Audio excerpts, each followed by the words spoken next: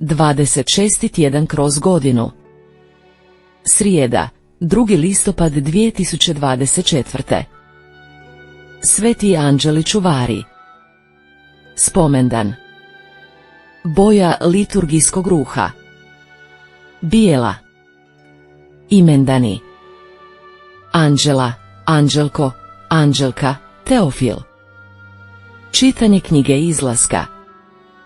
Ovo govori Gospodin: šaljem, evo, svog anđela pred tobom da te čuva na putu i dovede te u mjesto koje sam priredio.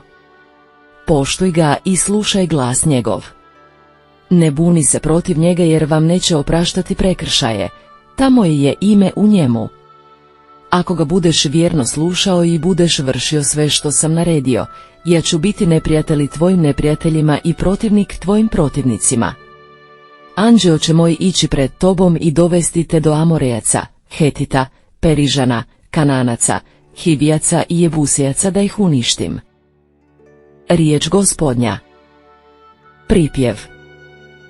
Anđelima svojim zapovjedi da te čuvaju na svim putima tvojim.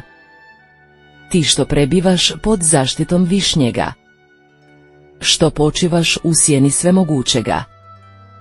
Reci Gospodinu: zaklone moj, utvrdo moja, Bože moj u koga se uzdam. Anđelima svojim zapovjedi da te čuvaju na svim putima tvojim, jer on će te osloboditi od zamke ptičarske, od kuge pogubne. Svojim će te krilima zaštititi i pod njegova ćeš se krila skloniti. Vjernost je njegova štit i obrana.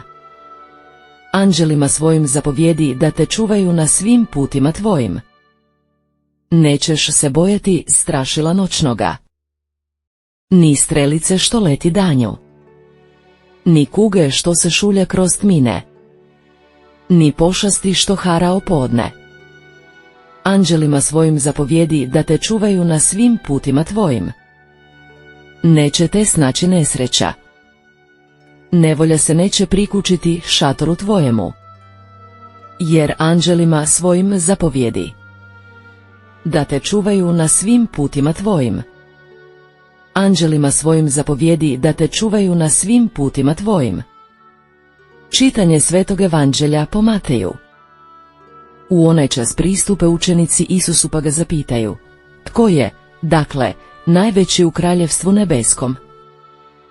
On dozove dijete, postavi ga posred njih i reče: zaista, kažem vam, ako se ne obratite i ne postanete kao djeca, nećete ući u kraljevstvo nebesko. Tko god se dakle ponizi kao ovo dijete, taj je najveći u kraljevstvu nebeskom. I tko primi jedno ovakvo dijete u moje ime, mene prima.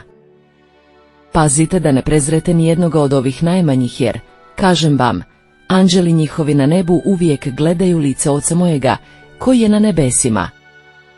Riječ Gospodnja.